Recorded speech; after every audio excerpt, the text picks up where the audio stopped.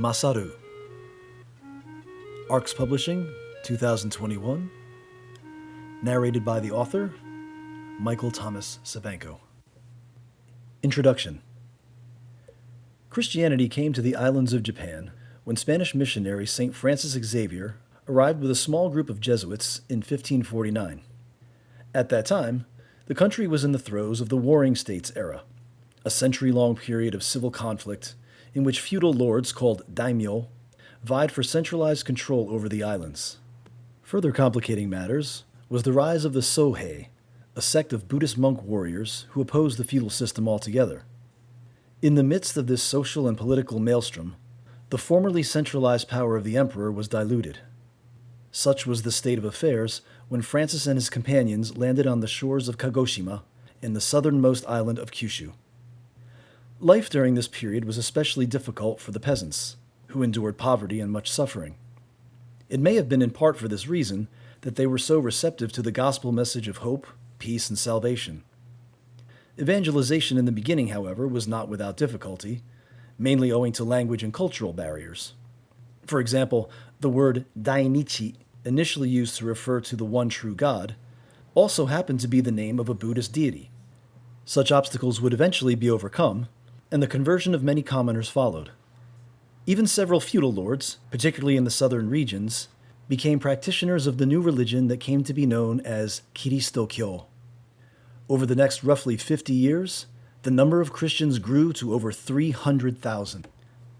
By the early 17th century, all of Japan was finally unified under the military and political rule of Ieyasu Tokugawa, the man who claimed the title of shogun. Owing to the generally held Shinto belief that the emperor was a direct descendant of the sun goddess Amaterasu, it would not have been prudent for the daimyo to usurp the emperor's power.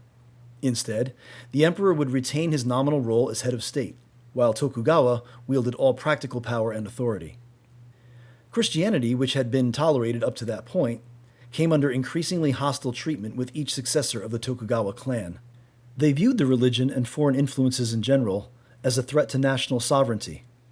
A campaign to rid the islands of Kiristo-kyo began in the capital city of Kyoto, and would eventually make its way to the southernmost part of the country where Francis and his companions had first landed. The thousands of believers inhabiting that region, who had every intention of passing along the teachings of Christ to their children, would be in for a rude awakening.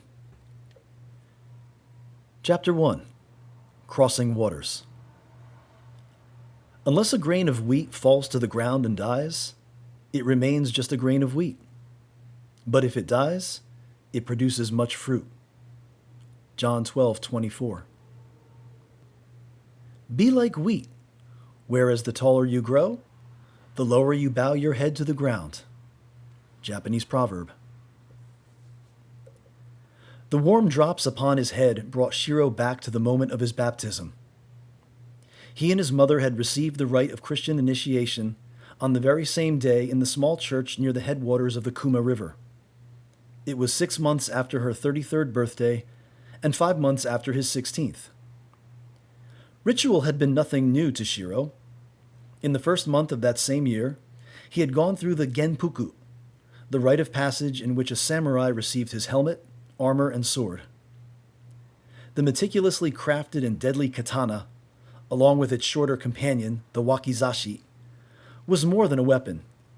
It was an extension of a warrior's soul. Shiro Nakagawa was, in many ways, very much like any other boy growing up in the rural region of central Kyushu, the southernmost of Japan's main islands. He enjoyed the company of friends and afternoons spent fishing along the banks of the Kuma. He was tall for his age, a characteristic about which he was more self-conscious than proud. He had a tendency to slouch slightly, something that his grandmother, Oba-san, was continually correcting.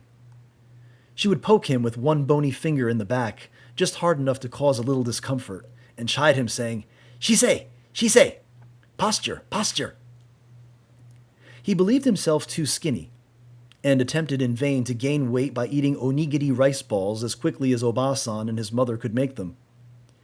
He even tried to get them to make chanko nabe, the protein-rich stew consumed in large quantities by the sumo wrestlers of Edo, Nagoya, Osaka, and Fukuoka. But meat was not so easy to come by.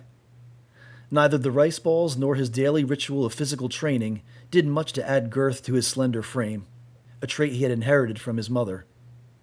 Still, he was healthy and strong, and while generally regarded as attractive, there was an almost feminine quality to the features of his face.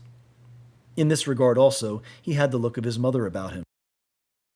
From the age of 12, he had allowed his hair to grow, and he wore it most times in a ponytail that he kept tied high at the back of his head.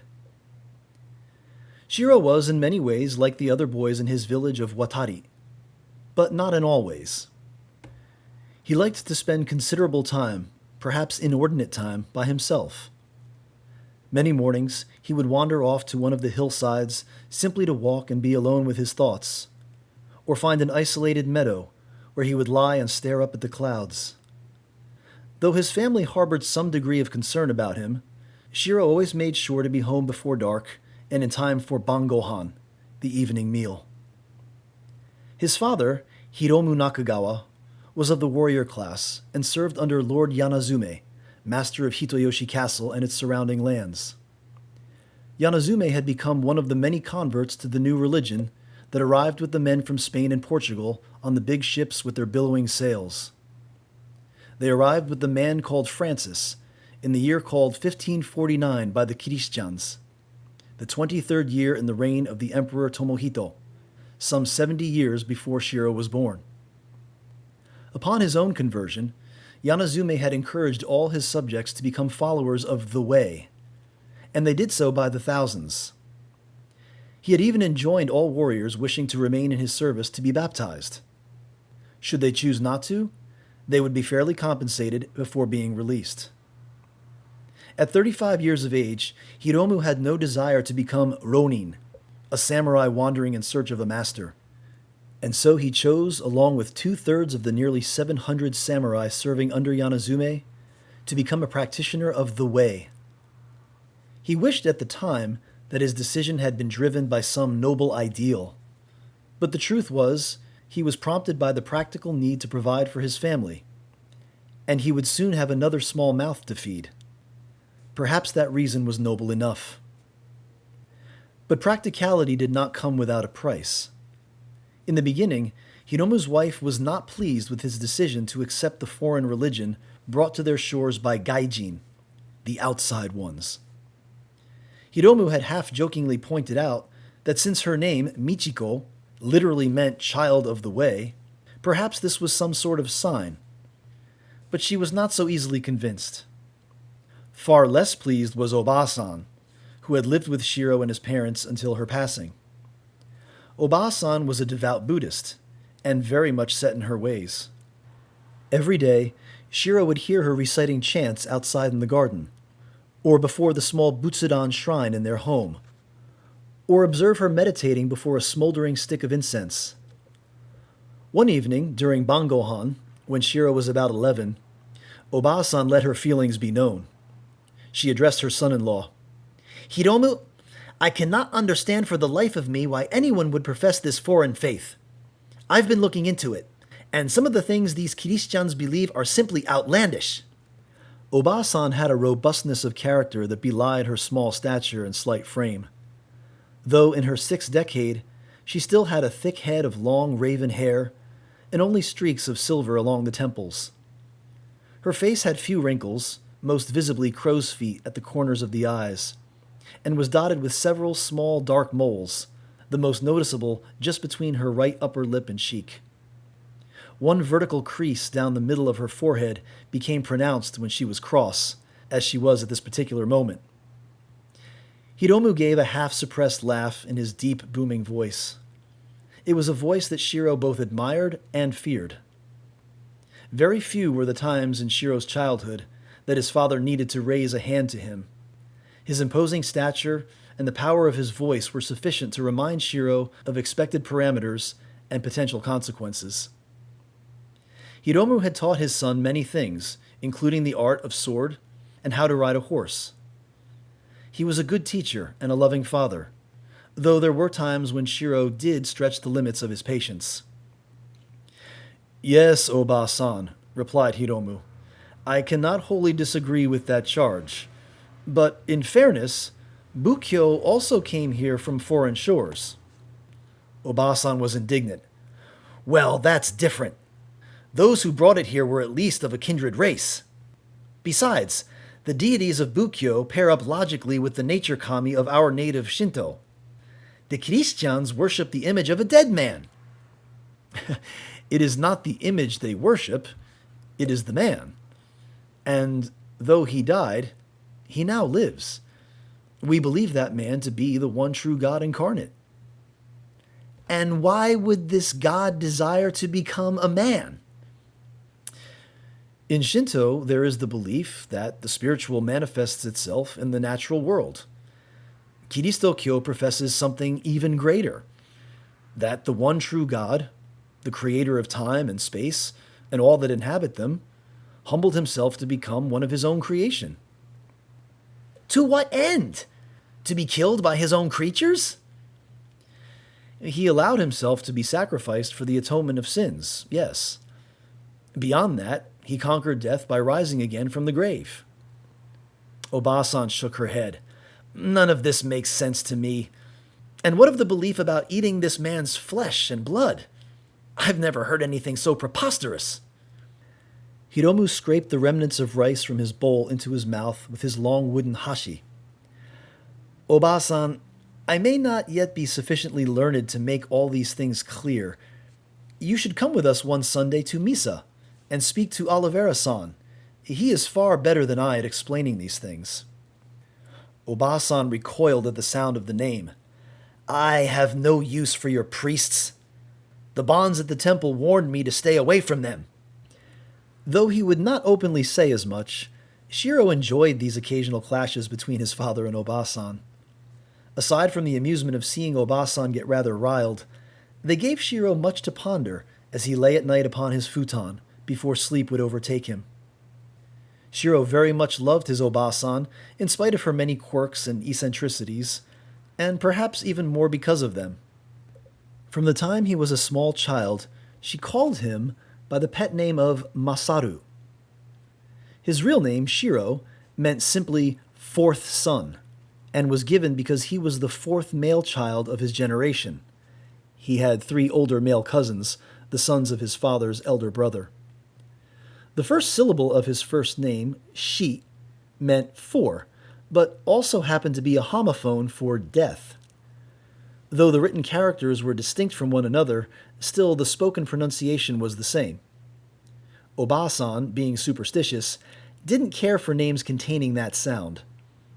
Shiro was only 2 or 3 when he first asked her what the name Masaru meant. She looked at him with wide eyes and uttered the single word, victory. Over time, Hiromu came to realize that being a disciple of Yesu entailed much more than adherence to a weekly ritual. It demanded a change to nearly every facet of one's existence, and even an altogether different understanding of reality itself. But for his part, Hiromu took considerable pains not to force the way upon his family. He recalled from his own childhood the excitement he once experienced upon seeing a full and radiant rainbow after a torrential downpour during the annual season of Tsuyu. He stood outside and called with great excitement until his parents and siblings came running out of the house to see what all the fuss was about. He hoped that the way might be something akin to that rainbow, something whose compelling beauty, a splendor too great not to be shared, might draw his family out from the comfortable confines of their own certainties. And eventually this did happen.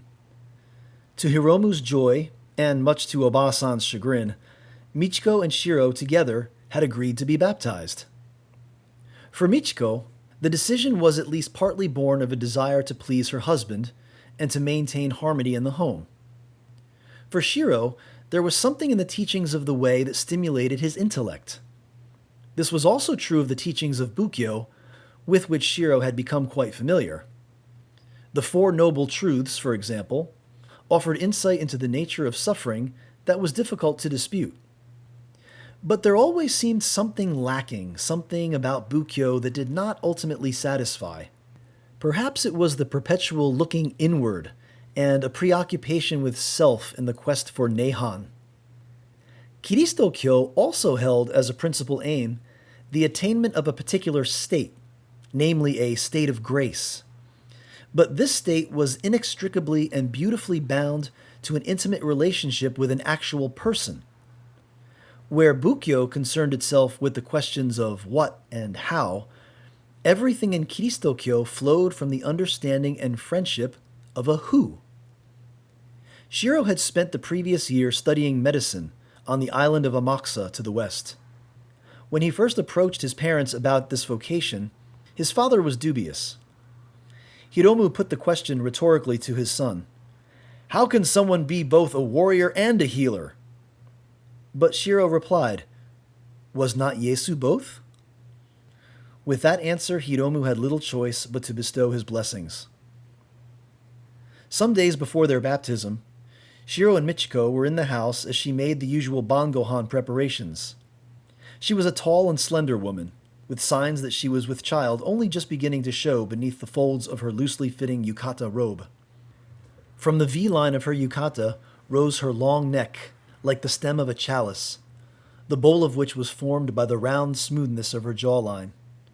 Her full lips and high bridge of the nose were crowned with a pair of kind eyes that, if one looked just a little deeper, conveyed a sense of sadness and longing. Shiro, washing his hands in a small basin, called to his mother, "Oka-san, you know we're soon to be baptized. Perhaps we should get in a little practice." With that, he took a scoop of water in his hands and splashed it playfully onto her face.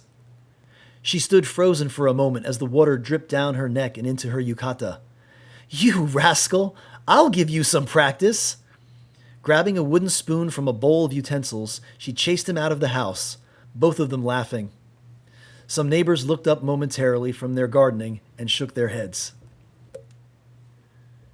"Do you understand why baptism is necessary?" Father Oliveira had put this question to Shiro as they walked through the nearby woods of Ishino, as they had on so many occasions. Shiro became acquainted with Father Oliveira, the man he called Shimpu, shortly after his father's conversion. Manuel Oliveira was a ruggedly handsome man. His dark features might have allowed him to be mistaken for one of the native population, if not for the thick wavy hair and full but neatly trimmed beard, both of which were beginning to show distinguished streaks of gray. Shiro very much enjoyed their talks, and he appreciated that Shimpu always spoke to him in an adult manner. "Yes," replied Shiro, "my father explained it to me." Hiromu had indeed told Shiro the story of the first man and woman in the Garden of Perfection, and of the circumstances and consequences of their disobedience. The effects of their choice would be passed along to their offspring and the entire human race. A spiritual defect, not necessarily visible to the eye, but just as real as any physical flaw, would be the inheritance of all but one. Though Shiro found the tale intriguing, the reality of shared dishonor was not something unfamiliar to him. When he was a child, one of his cousins had stolen a Mikan orange from a vendor in a neighboring village.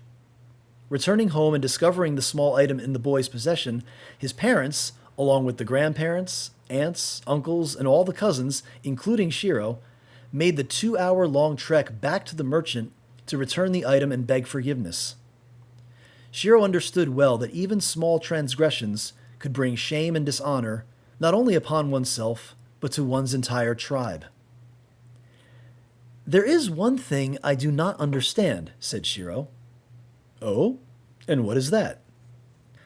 "Why was it necessary for Yesu to be baptized? If he is truly divine, he could have no sin to cleanse." "Very true. But it was for our sake, not his, that Yesu was baptized.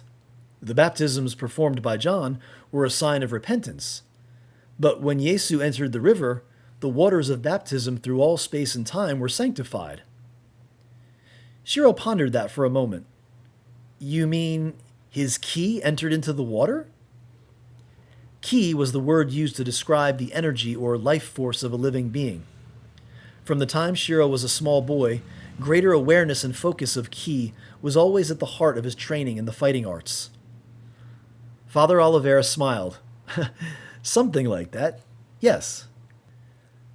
The waters of the Kuma River crept lazily in the warmth of the early afternoon. In another season, one might have seen through the crystalline water right down to the smooth round stones that lined its bottom, and the abundant ayu fish darting about in search of food. But the Koyo season had just surpassed its peak. Now this section of the river was covered with a blanket of fallen maple leaves, moving almost imperceptibly and shimmering in the mid-November sun. It appeared from a distance like a silken sash of crimson, separating the dancing brown plumes of miscanthus on either side. From the dense forest along the river's western bank emerged a dark figure. By the silhouette of its thick body, 6 legs, and 2 long prongs projecting from its head, it appeared like a giant kabutomushi, the rhinoceros beetle common to the broad-leafed forests of Kyushu. Lord Onizuka, in full battle armor and perched atop his satiny black stallion, surveyed the river. He and a battalion of 300 strong had made the 2-day trek on horseback and foot from the castle in Yatsushiro to the north. Onizuka and his men had camped the previous night beside a small Shinto shrine at the river's edge. The shrine was dedicated to Inari, goddess of rice and fertility, and Onizuka used the occasion to pray that his mission bear fruit. In the time of Onizuka's grandfather, the new religion had arrived along with the traders who sailed into Nagasaki from the faraway Iberian Peninsula. And for a long time, it was generally tolerated by the military and political authorities. In exchange for allowing the Christian missionaries to build places of worship and make converts, the feudal lords reaped the benefits of trade made possible by the big ships of the Gaijin. As an added benefit, the arrival of the new religion, it was hoped, might counteract the growing influence of the Buddhist monks, whose numbers in opposition to samurai rule were threatening to become more than a nuisance. But what was generally perceived as a benign though misguided belief system had become an even more potentially serious threat. What no one could have predicted was the spread like wildfire of the Christian hukuin, what they called the good news, among all the classes, peasant, warrior, merchant, and noble alike.